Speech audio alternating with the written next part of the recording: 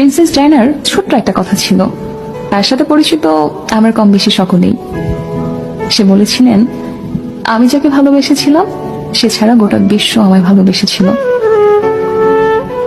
সৌন্দর্য, ব্যক্তিত্ব কিংবা আভিজাত্য কোনো কিছুতেই প্রিন্সেস ডায়নাকে পেছনে ফেলবার মতো কেউ তার মৃত্যুর এত বছর পরেও আসেনি।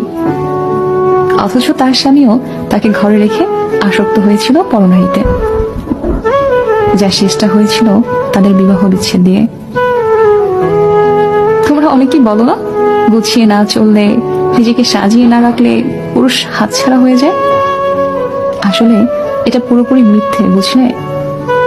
যার মানসিকতা নোংরা তার ঘরে হুর থাকলেও সে কাজের মেয়ে পেছনে ঘুরে বেড়াবে, আর যার মানসিকতা পরিষ্কার সে দিনের পর দিন শত শত সুন্দরী নারী উপেক্ষা করেও শুধুমাত্র তার স্ত্রীর কথা ভেবে থেকে যাবে।